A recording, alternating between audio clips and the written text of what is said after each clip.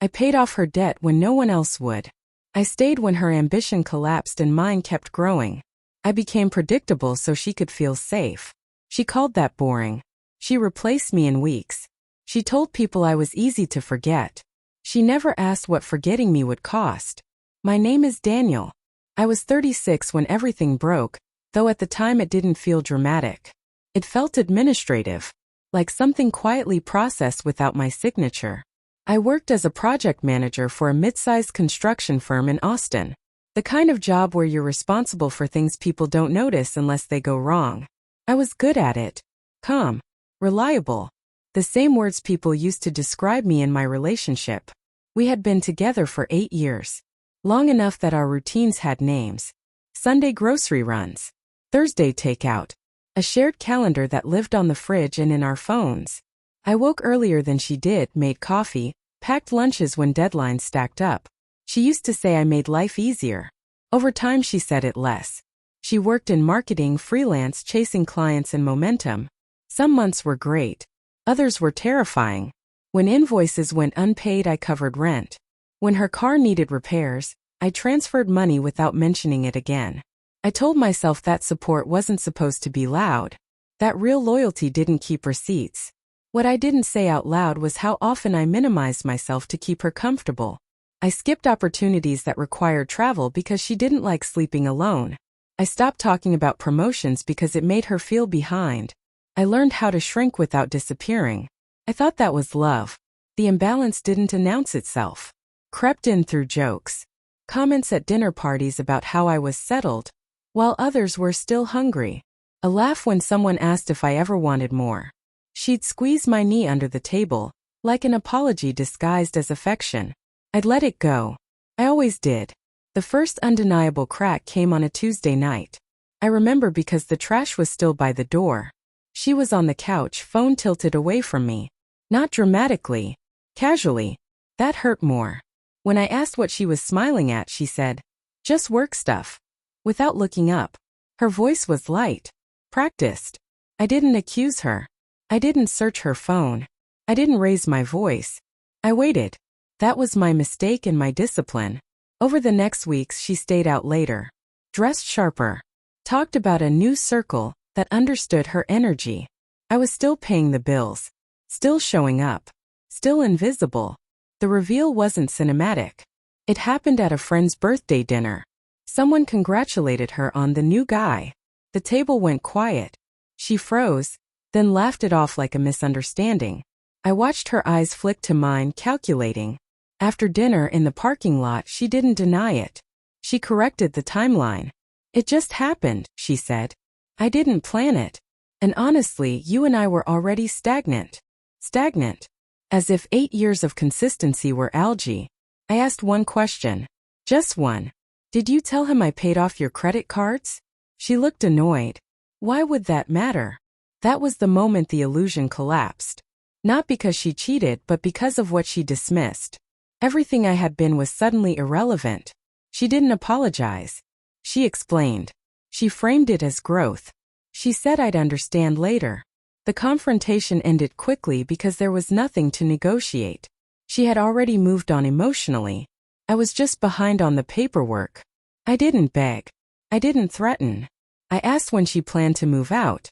She looked surprised by that. Hurt even. As if boundaries were an overreaction. The turning point came the next morning. I woke up before my alarm and lay there listening to her breathe. For the first time I felt no urge to fix anything. No script to follow. No case to make for my worth. I got up, made coffee for one, and left for work early. Silence didn't arrive all at once. It arrived in decisions. I stopped checking her location. I stopped asking how her day went. I canceled the automatic transfers. I separated our finances with the precision I used at work. Calm. Documented. Final. When she noticed, she accused me of being cold. I didn't correct her. Cold implies cruelty. This was clarity. The quiet revenge wasn't a plan. It was a posture. I declined mutual invitations. I stopped defending her to friends who asked questions. I let the truth exist without narration. People noticed the absence before they noticed the story. She moved in with him quickly. He was exciting. Unpredictable. Everything I had learned not to be. For a while it worked. I heard updates the way you hear weather reports. Neutral. Temporary. Then the calls started. Small things at first. A question about a document. A reminder about a warranty. I responded politely. Briefly. Then not at all. Power doesn't always change hands with noise. Sometimes it just relocates. My life grew quieter and sturdier. I took the promotion I'd been delaying. Traveled. Slept better. I wasn't trying to prove anything. I was reclaiming bandwidth. Months later, she ran into me at a coffee shop. She looked surprised by how ordinary I seemed. Grounded. Untouched. She told me she missed how safe things used to feel. I nodded. I wished her well. I left first. Peace doesn't need witnesses. It just needs boundaries that don't reopen. What she lost wasn't me showing up. It was access. And access, once revoked, doesn't negotiate. The year after she moved out felt longer than the 8 we spent together. Not because it was harder, but because everything finally had weight again. Choices mattered. Silence meant something. I rebuilt my days around intention instead of reaction. Morning runs replaced scrolling. Dinners became deliberate instead of convenient. I stopped living as a utility. At work, the promotion changed my orbit. I was now leading projects instead of absorbing pressure. People asked for my opinion and waited for it.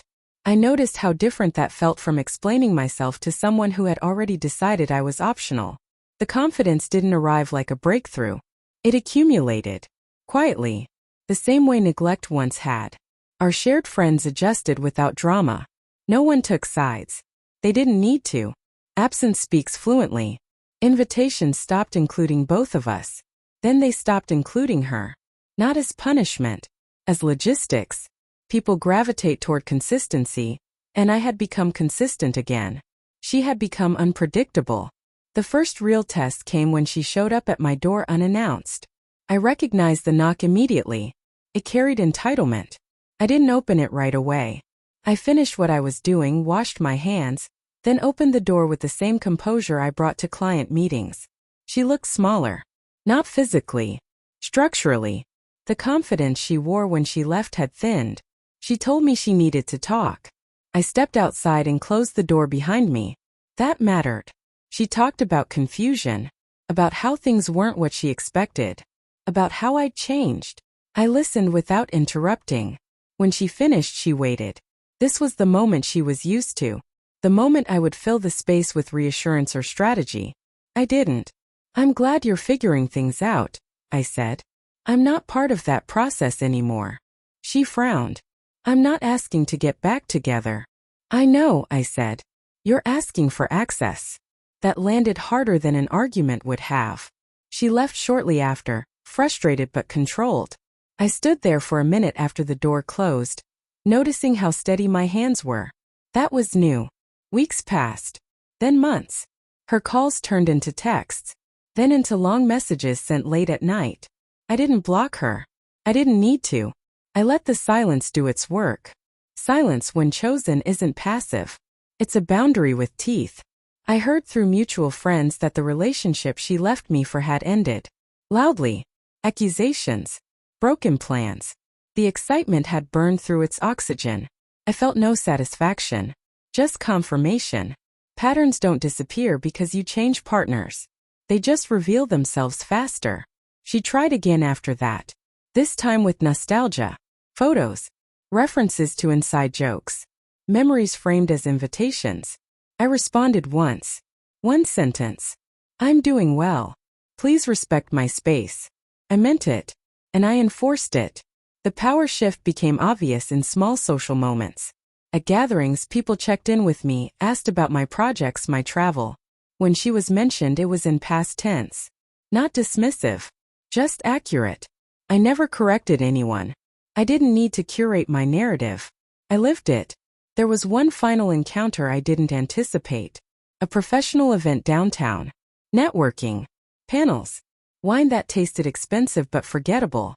I was talking with a director from another firm when I felt the familiar awareness of being watched. I turned. She was across the room alone, scanning faces for familiarity. When our eyes met, she smiled reflexively. I nodded. then turned back to my conversation. That was it. No scene. No closure speech. Just a completed chapter acknowledged and left unopened. Later that night, I thought about how easily she had replaced me. Weeks. Maybe days. I understood now that replacement is not the same as substitution. You can swap presents quickly. You can't replace foundation without rebuilding everything on top of it. And rebuilding takes time. Sometimes years. The revenge wasn't her regret. I couldn't control that. The revenge was my absence staying absent. My resources staying mine. My attention becoming selective. I didn't rise above her. I stepped away from the version of myself that accepted less than he offered. The lesson settled without ceremony. Dignity isn't loud. It doesn't announce departures or demand recognition. It simply removes itself from spaces where it isn't reciprocated. And once it's gone, it doesn't explain. I slept well that night. Deeply. The kind of sleep that comes from alignment, not exhaustion. I wasn't winning. I was free. Time has a way of confirming decisions long after emotion fades. 2 years passed without incident. Not because nothing happened, but because nothing reached me anymore. I built a life that didn't require updates from my past to feel complete. I moved apartments. Closer to the river. Fewer rooms.